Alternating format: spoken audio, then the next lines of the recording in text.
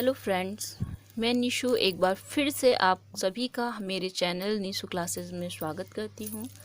आज जो हम पढ़ने जा रहे हैं वो हमारे लास्ट वीडियो का आगे का पार्ट है, जिससे हम सर्किल बोलते हैं। मैंने सर्किल से रिलेटेड बहुत सारी थ्योरम्स आपको बता दी हैं और कुछ थ्योरम ऐसी हैं जो फिर आगे आने वाली हैं और जिनका यूज़ आप अपनी एक्सरसाइज के क्वेश्चंस को लगाने में और फ्यूचर में भी करेंगे। तो देखिए, आपके पास जो यहाँ पे एक्सरसाइज है, इसमें जो सर्किल है, सर्किल का आज जो थ्योरम हम देखने जा रहे हैं वो क्या है। Angle subtended bye an arc of a circle. एक आर्क जो होता है वो कितना एंगल बनाता है, ये आर्क जो है वो आपके यहाँ पे कितना एंगल बना रहा है और ये यहाँ पे कितना एंगल बना रहा है। आज हम इन सारी थ्योरम्स को देखेंगे। मैंने थोड़ा सा इसके बारे में पहले ही बता दिया था आपको। यहाँ पे क्या बताया था मैंने आपको कि जो ये एंगल बनता है सेंटर पे, कोई भी आर्क जो सेंटर पे एंगल सबटेंड करता है, बनाता है, और वही एंगल अगर मान लो वही आर्क जो है यहाँ पे जो आपका ये जो यहाँ पे बचा हुआ पार्ट है, ये जो आपका सर्कमफ्रेंस का ये वाला हिस्सा यहाँ पे जो एंगल बनाता है उसका ये डबल होता है। और आज हमें वही थ्योरम यहाँ पे क्या करनी है, प्रूफ करनी है। क्या है, देखिए theorem, the angle subtended bye an arc at the centre is double the angle of subtended bye it at any point on the remaining part of the circle. मतलब जो रिमेनिंग पार्ट है यहाँ पे जो एंगल बनता है और जो ये सेंटर बनता है ये डबल होता है इससे। ठीक है, देखिए ये थ्योरम जो मैं पढ़ रहे हैं हम लोग, ये आगे आपको क्वेश्चंस में यूज़ करनी होती है, इसलिए थ्योरम को याद रखना बहुत ज़रूरी है। चलिए हम प्रूफ करके देखते हैं इसको। तो देखिए आपके पास में ये है थ्योरम थी, आपको थ्योरम समझ में आ गई होगी।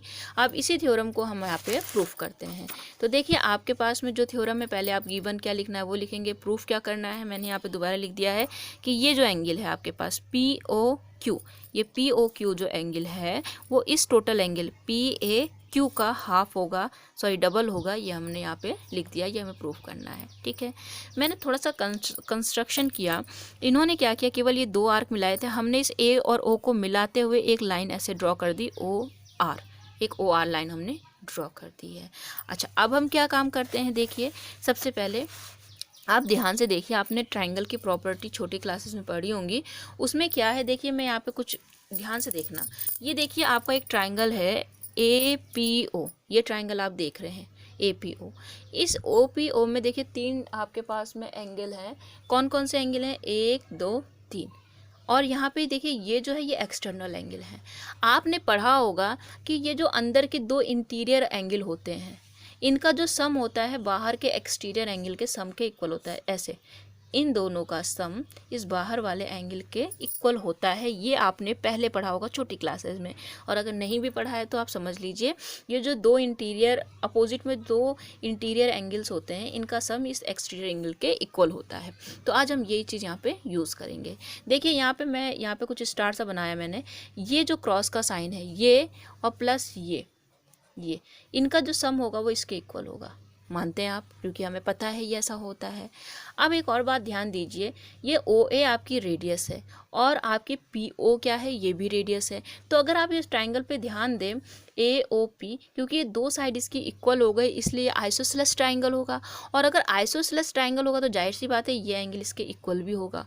समझ रहे हैं आप, तो ये एंगल इसके इक्वल है। तो देखिए हमने क्या काम किया, पहले हमने कह दिया कि ये आइसोसेलेस ट्रायंगल है और हमें पता है कि ये जो एंगल है ये प्लस ये इज इक्वल टू ये होता है। तो हम क्या काम करते हैं, जब ये दोनों ही एंगल सेम है तो हम किसी एक की जगह दूसरे का नाम मान रख देते हैं। तो हम क्या काम करते हैं, जहाँ पे ये पी ओ ए लिखा हुआ है, ये वाला एंगल है, उसकी जगह पे भी हम यही लिख देते हैं। तो देखिए पी ओ ए ये लिखा हुआ है, इसकी जगह पे हम क्या लिख देंगे, यहाँ पे ये वाला, ये ओ ए पी रख देते हैं। तो उससे देखिए हम जब यहाँ पे पी ओ ए रख देते हैं तो ये पी ओ ए दो बार हो गया, तो ये हो गया 2 पी ओ ए, मतलब पी ओ आर ये वाला जो बाहर वाला एंगल है वो इसके दोगुने के बराबर हो गया। ठीक है, अब इसी प्रकार से हम इधर वाले ट्रायंगल में आ जाते हैं। इसमें भी सेम कंडीशन लगाते हैं कि ये प्लस ये इज इक्वल टू ये हो जाएगा। और क्योंकि फिर से ये दोनों आइसोसेलेस ट्रायंगल हैं, क्योंकि देखिए ये भी रेडियस तो इसलिए इसके इक्वल ये वाला हो जाएगा। तो फिर से हम इसकी जगह पे ही, मतलब इसकी जगह पे भी इसकी वैल्यू पुट कर देते हैं। तो वहाँ से आपको मिल जाएगा, देखिए 2 R O Q is equal to, sorry R O Q is equal to 2 OAQ मिल जाएगा। ये मिल गया। अब आप क्या काम कीजिए, इक्वेशन सेकंड बनाई हमने और थर्ड बनाई, इनको ऐड कर दीजिए। जब हमने इनको ऐड करा तो देखिए आपके पास में क्या बना, POR ये वाला, और ROQ ये वाला, ये दोनों प्लस होके क्या बन रहे हैं आपके पास, POQ। तो आपने इसकी जगह POQ लिख दिया। और यहाँ देखिए 2 बाहर कॉमन आ गया, यहाँ पे क्या है आपका PAO मतलब ये वाला, और प्लस OAQ मतलब ये वाला। तो इन दोनों को हम ऐड करके क्या लिख सकते हैं, ये PAQ। तो PAQ हो गया। तो देखिए यहाँ पे POQ is equal to 2PAQ। तो यही आपको यहाँ पे प्रूफ करना था कि ये एंगल डबल होता है इसका, वो आपने कर दिया, हैंस प्रूफ। बहुत इजी थ्योरम है, आगे बार बार यूज़ होंगी। आपके एक्सरसाइज के बहुत सारे क्वेश्चन आपको इन्हीं से सॉल्व करने हैं। तो इसलिए याद रखिएगा, जो सेंटर पे एंगल बनता है और जो सर्कमफ्रेंस पे एंगल बनता है, सेंटर वाला डबल होता है सर्कमफ्रेंस पे बनने वाले एंगल के। परिधि पर बनने वाला कोण केंद्र पर बनने वाले कोण का आधा होता है। याद रख सकते हैं आप लोग, बहुत ईजी है। अच्छा ठीक है, अगला देखते हैं। अब यहाँ पे एक और थ्योरम है, मैं इसे समझा देती हूँ, आप लोग कर लीजिएगा। देखिए, angles in the same segment of a circle are equal. ये देखिए एक ही आर्क द्वारा, एक ही क्या बोलते हैं, चाप द्वारा देखिए कई सारे एंगल बने हैं। फर्स्ट, सेकंड, थर्ड, 3 एंगल बना रखे। वैसे तो बहुत सारे बन जाएंगे। इन्होंने कहा ये जो तीनों एंगल हैं या जितने भी एंगल बनेंगे यहाँ पे सारे एंगल वो सारे इक्वल होंगे।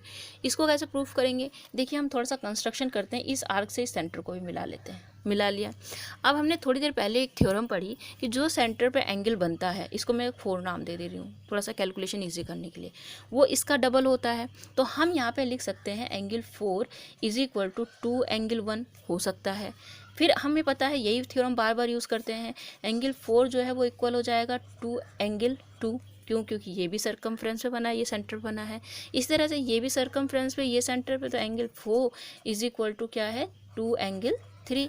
इस तरह से ये चलता रहेगा। तो आप में देखेंगे इनमें सब में लेफ्ट हैंड साइड तो कॉमन है, तो राइट हैंड साइड अपने आप ही कॉमन हो जाएगी, इक्वल हो जाएगी। तो 2 से 2 सारे कैंसिल होते चले जाएंगे। Angle 1 is equal to angle 2 is equal to angle 3 dash dash जितने भी हैं। तो आप देखेंगे कि जितने भी एंगल बनेंगे आपके इस सेम सेगमेंट में, वो सारे के सारे क्या होंगे, इक्वल होंगे। मतलब जितने भी कोण बनेंगे परिधि पर वो सारे ही इक्वल होंगे। इस तरह से आप प्रूफ कर सकते हैं। बहुत ईजी है प्रूफ इसका, और इसको आगे यूज़ भी करना है, इसलिए याद भी रखेंगे हम। उसके बाद आपके पास में देखिए क्या है, साइक्लिक क्वाड्रेंट। आपने क्वाड्रेंट तो पढ़ा होगा, क्वाड्रिलेटरल तो आपने बहुत पढ़े हैं, लेकिन साइक्लिक क्या होता है। साइक्लिक क्वाड्रिलेटरल वो होता है जो एक सर्किल के अंदर बना होता है। और सर्किल के अंदर बनना मतलब ऐसे नहीं कि ये सर्किल है और ऐसा बन गया, ऐसा नहीं। मतलब इसके जो ये जो वर्टेक्स हैं, ये सारे वर्टेक्स ये सेंटर के ऊपर होने चाहिए, सर्किल के ऊपर होना चाहिए, ऐसे 1 2 3 4 कुछ ऐसे। तब ये होता है आपका साइक्लिक क्वाड्रिलेटरल, चक्रीय चतुर्भुज। अब जो चक्रीय चतुर्भुज होता है ये बहुत खास होता है, इसकी कुछ खास प्रॉपर्टी होती है।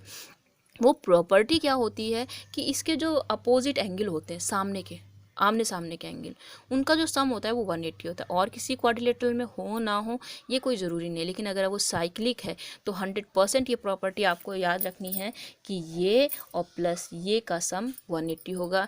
इसी तरह से ये प्लस ये का सम 180 होगा। ये आपका याद रखनी है आपको, क्योंकि आगे आपको क्वेश्चन में इनको यूज़ करना है। तो देखिए यहाँ पे जो है आपके पास में, पहले हम इस थ्योरम को ही प्रूफ कर लेते हैं कि ये प्लस ये 180 होता है। देखिए यहाँ थ्योरम क्या है, the sum of either pair of opposite angle of a cyclic quadrilateral is 180। वही बात बोली इन्होंने, जो इन दोनों का सम है अपोजिट एंगल्स का वो कितना होता है, 180 होता है किसी भी चक्रीय चतुर्भुज में। ये आपको प्रूफ करना है। तो देखिए इसका प्रूफ लिखा हुआ है मैंने, कैसे करेंगे मैं समझा देती हूँ आपको। देखिए आपने क्या काम करा, मैंने थोड़ा कंस्ट्रक्शन क्या किया, मैंने बी से ओ को मिला दिया एंड डी से ओ को मिला दिया। ध्यान से समझिएगा, ये मिला दिया मैंने। अब ध्यान दीजिए आपका इसकी तरफ, मैं थोड़ा सा ग्रीन से कर रही हूँ, BCD ये एक आपका आर्क है। आप ज़रूरी नहीं है आर्क सिर्फ छोटा सा ही होगा, भाई ये भी तो एक आर्क ही है, चाहे बड़ा हो चाहे छोटा हो। ये वाला पोर्शन ले लिया, ये एक आर्क है, देख रहे हैं आप। अब इस आर्क से देखिए एक एंगल बन रहा है ये सेंटर में, ये वाला बन रहा है। और इसी आर्क से ये देखिए, इसी आर्क पे, इसी से यहाँ से शुरू है, यहाँ से बंद है, देखिए इसी से यहाँ सेंटर में कौन बन गया, ये, और इसी से ये देखिए इसके ऊपर एक एंगल बन गया। तो ये एंगल डबल होगा इसका। क्यों? क्योंकि आपने पढ़ा है कि जो सेंटर पे एंगल बनता है वो सर्कमफ्रेंस से बनने वाले एंगल के डबल होता है। तो क्योंकि ये 180 से बड़ा, इसलिए मैंने इसे रिफ्लेक्स एंगल लिख लिया। रिफ्लेक्स एंगल ये इज इक्वल टू 2 इसके इक्वल होगा, जो हमने पीछे थ्योरम पढ़ी। ठीक है, ये आपको समझ में आ गया। सिमिलरली अब आप दूसरी साइड चले जाइए, इधर की तरफ। थोड़ा मैं दूसरा पेन यूज़ करती हूँ इसके लिए, ये वाला, ये भी एक आर्क है। देखिए ये एक आर्क है। तो इस आर्क से देखिए सेंटर पे तो एक ये वाला एंगल बन रहा है, आप देख रहे हैं ये एंगल सेंटर पे बन रहा है। और इसी आर्क से ये देखिए यहाँ पे सर्कमफ्रेंस पे भी एक एंगल बन रहा है, ये वाला। तो फिर से वही बात होगी, इसका जो सम होगा, मतलब इसका जो एंगल की वैल्यू होगी वो इससे डबल होगी। तो वही चीज़ हमने फिर से लिख दी कि एंगल बी ओ डी ये अंदर वाला इज इक्वल टू होगा 2 एंगल BCD के, इसके इक्वल होगा। ठीक है, तब इसके बाद क्या होगा, यहाँ पे इतना हो गया।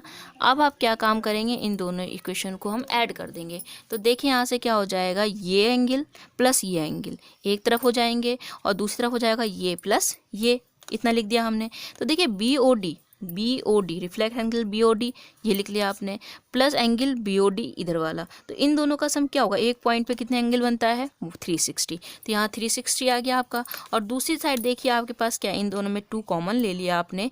तो BCD मीन्स ये वाला एंगल, और BAD मतलब ये वाला एंगल।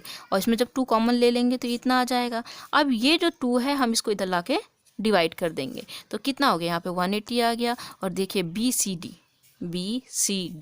ये एंगल प्लस BAD ये एंगल, इन दोनों का सम कितना आ गया, 180 आ गया। ये आपने प्रूफ कर दिया। देखिए बहुत इजी है, बहुत आसानी से आप इन क्वेश्चंस को सॉल्व कर सकते हैं।